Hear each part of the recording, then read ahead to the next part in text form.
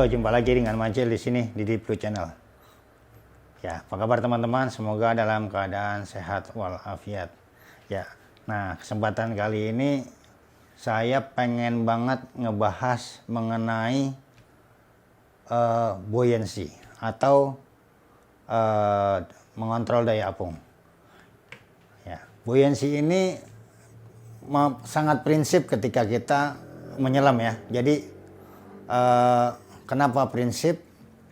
Karena kalau kita menyelam buoyansinya berantakan, artinya kita tidak dapat mengontrol daya apung. Yang pertama kita akan kecapean. Yang kedua kita akan boros udara, ngerusak shock coral atau biota laut, terus mengganggu diver lainnya. Ya, bagaimana nggak mengganggu ya?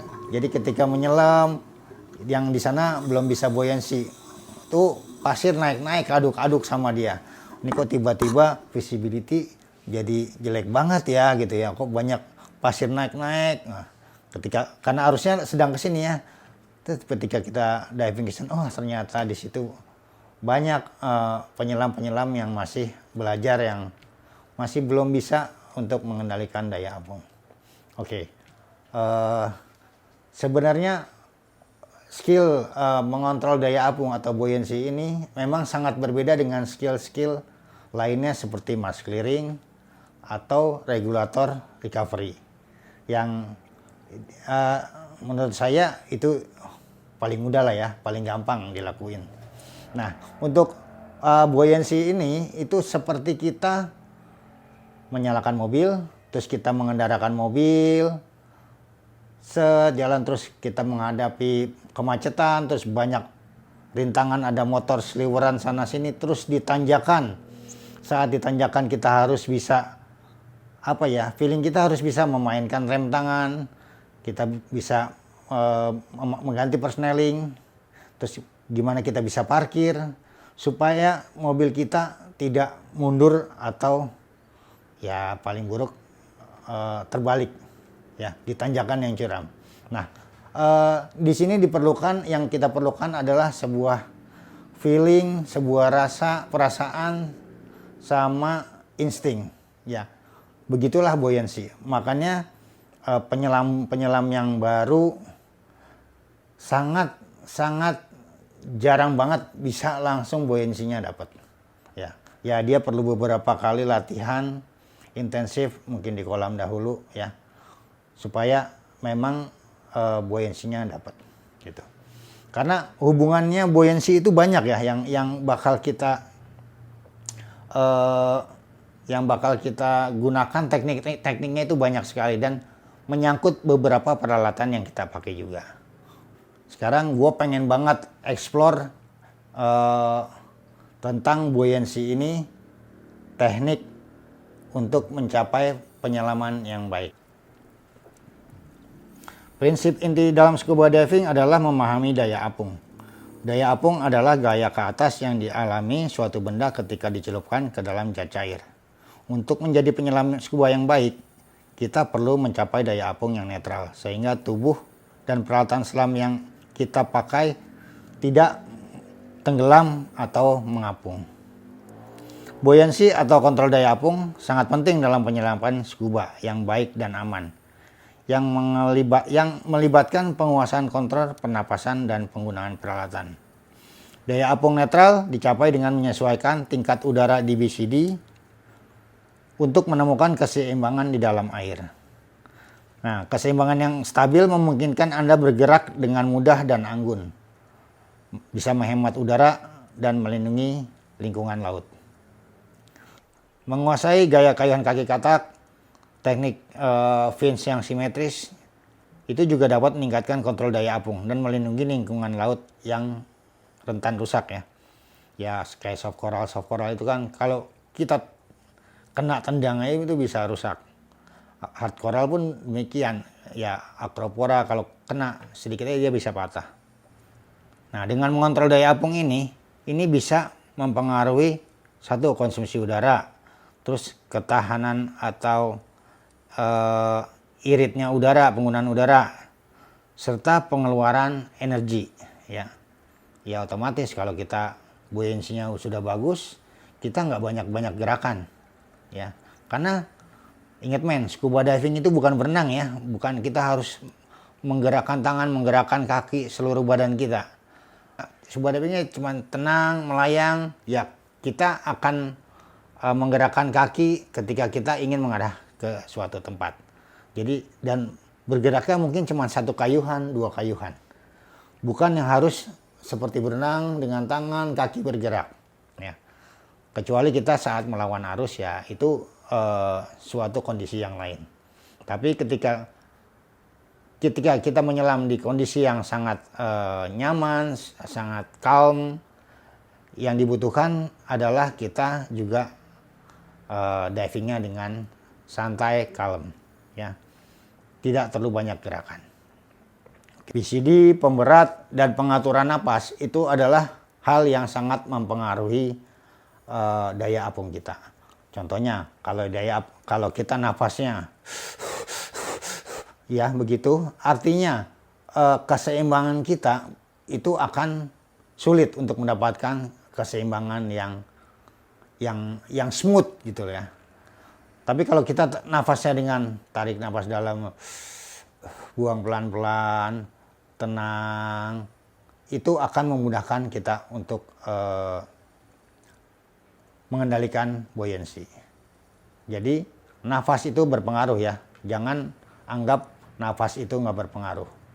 Jadi kalau teman-teman nafasnya dan nafas teman-teman nggak tenang, ya pasti akan sulit untuk mengontrol buoyancy.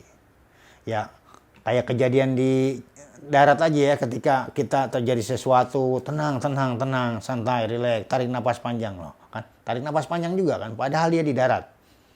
Artinya dengan tarik nafas panjang dan buang pelan, itu memang benar-benar membuat kita lebih tenang. Ya, jangan lupa itu. Oke, sekarang bagaimana memahami daya apung netral? Oke, daya apung netral adalah keadaan di mana penyelam tidak tenggelam atau tidak mengapung, sehingga memungkinkan mereka mempertahankan posisi seimbang di dalam air. Mencapai daya apung netral yang mapan sangat penting untuk keberhasilan penyelaman, karena memungkinkan penyelam mempertahankan kendali dan stabilitas di bawah air, menjadikannya apung netral. Nah, untuk menghasilkan daya apung netral, kita harus mengosongkan BCD saat turun, terus menambahkan sedikit-sedikit udara sesuai kebutuhan pada kedalaman yang kita inginkan. Peran peralatan dalam pengendalian daya apung, ya seperti BCD, wetsuit, ya. Wetsuitnya berapa mili? 1 mili, 2 mili, 3 mili, 4 mili, 5 mili, 7 mili, atau cuma pakai skin suit, ya itu pengaruh ya sama buoyancy kita. Karena semakin tebal wetsuit yang kita pakai, otomatis buoyancy kita akan semakin dibawa untuk mengapung, ya. Lalu pemberat ini juga memegang peranan penting. Posisi pemberat teman-teman juga memegang peranan penting. Misalnya pakainya 4, kiri 2, kanan 2, ya. Misalnya ternyata saya masih ibaratnya dibawa ke belakang terus, ya udah berarti taruh pemberatnya 2 agak ke depan. Jadi posisinya bisa begini. Ya. Nah, nanti itu teman-teman harus nyoba dulu semua peralatan pemberatnya. Disesuaikan dengan berat teman-teman, disesuaikan dengan kebutuhan teman-teman. Jangan memaksa dengan pemberat yang berlebihan, ya. Karena berat yang berlebihan akan membuat kita sulit untuk bergerak karena terlalu berat di dalam air. Kedua, akan boros udara.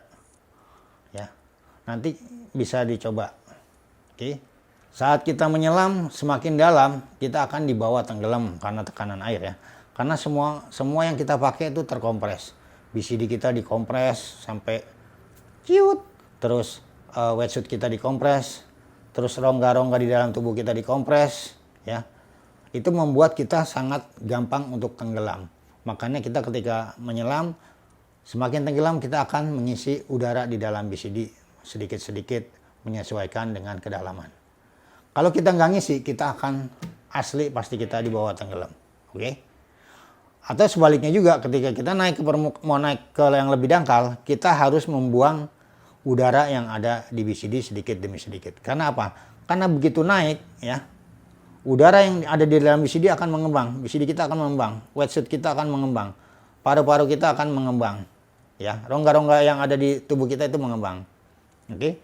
Nah, itu membuat kita semakin cepat untuk dibawa naik. Makanya kita ketika naik ke yang lebih dangkal, kita biasanya buang udara sedikit demi sedikit yang ada di dalam BCD sesuai dengan kedalaman yang kita capai. Oke? Supaya kita tidak cepat dibawa naik dan mengalami dekompresi. Lalu apa hubungan antara daya apung dan konsumsi udara? Konsumsi udara ini secara langsung dipengaruhi oleh kontrol daya apung. Ya, nahan napas, bernapas terlalu cepat, itu dapat meningkatkan konsumsi udara. Sedangkan pernapasan dalam dan lambat itu akan membantu menghemat udara. Kontrol daya apung yang tepat juga dapat meminimalkan jumlah udara yang dikeluarkan selama penyelaman dengan mengurangi hambatan udara dan pengeluaran energi. Singkatnya, ya, mempertahankan kontrol daya apung yang baik sangat penting untuk menghemat udara dan memastikan keberhasilan penyelaman.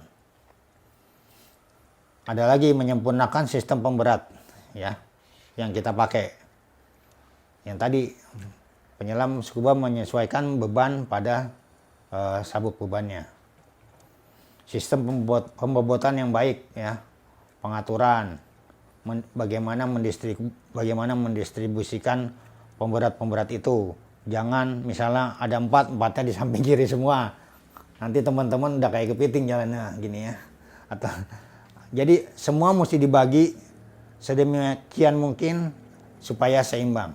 Dan mesti diingat, ya, ketika memakai pemberat, gunakan sekencang mungkin tapi senyamannya. Jangan asal pakai udah ketutup. Nanti di dalam air teman-teman akan dikompres badannya dan itu akan kendor. Biasanya kalau penyelam-penyelam baru, ya, udah pakai nih pemberat, nyelam, dia makainya nggak kencang. Begitu di dalam air, badan dia terkompres, itu pemberatnya, beltnya itu muter-muter. Akhirnya pemberatnya bisa ngumpul di sini semua. Dan si penyelamnya itu akan karena dia baru, ya, dia nggak sadar karena pemberatnya jadi ngumpul di sini semua, dia jalannya begini-gini. Tapi karena baru kan nggak sadar. Feelingnya belum tahu ini gara-gara apa ya, mungkin diving emang begini ya, gitu ya. Kalau orang yang nggak tahu kan akan begitu ya, tapi kalau orang yang gue merasa nggak nyaman, ini kenapa ya. Nah, biasanya saya pun ketika nyelam selalu mencek lagi tuh pemberat-pemberat. Ini kalau ada yang ini ada miring sebelah, kenapa ya, pasti ada something wrong dengan yang kita pakai. Jadi buat teman-teman pemula yang baru nyelam, selalu mencek pemberatnya, ya, supaya tetap di posisinya. Tentukan berapa jumlah pemberat yang teman-teman butuhkan. Jangan asal untuk gua segini aja biar tenggelam, gua kalau ini nggak bisa tenggelam. Oke, itu harus diperhitungkan. Jadi coba dulu cari tempat yang agak dangkal, posisikan teman-teman tenggelam, ya, dengan BCD kosong, tahan napas dengan mata di sini, ya, di airnya segini, lalu buang napas. Kalau teman-teman itu udah tenggelam, berarti teman-teman udah cukup pemberatnya. Oke, jangan memaksakan pemberat terlalu banyak. Akan membuat susah kita, ya. Dan jangan juga teman-teman sok-sokan memakai pemberat sedikit banget atau kurang. Karena akan sengsara juga. Ya, harusnya pas, oke? Ya, lebih sedikit oke lah, tapi jangan kebanyakan. Kurang lebih baik jangan, ya. Karena pada saat safety stop, ketika teman-teman sudah naik safety stop, itu tangki teman-teman kan udah mulai berkurang, dan tangki teman-teman kalau udaranya udah berkurang itu mulai ngambang. Kalau pemberatnya kurang, teman-teman akan sulit melakukan safety stop. Akan dibawa naik terus. Akhirnya pegangan karang, nemelo karang. Oke? Nah, itu juga mesti diperhatikan mengenai pemberat, ya. Nah, ini juga yang paling sering disepelekan, yaitu menguasai fitur-fitur BCD yang kita pakai. Ya, nggak apa, segala BCD sama. Oke, semua BCD sama, tapi teman-teman mesti paham fitur-fiturnya ya. Ketika menggunakan BCD, deflate, inflate-nya bagaimana, dam valve-nya di mana, inflator, deflator, power inflator di mana, supaya teman-teman maksimal ketika melakukan deflate atau inflate. Jadi ketika mengatur buoyancy, teman-teman sangat maksimal. Oke, nah itu jangan dianggap remeh juga, fitur-fitur tentang BCD.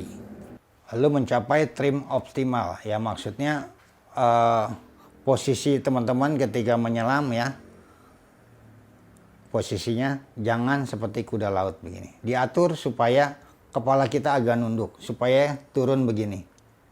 Ya, jangan kita kayak kuda laut begini nih. Ya itu, ya sekali-sekali boleh. Ya, tapi nggak selalu begini terus gitu. Scuba diving tuh begini, oke? Supaya kita enak manuvernya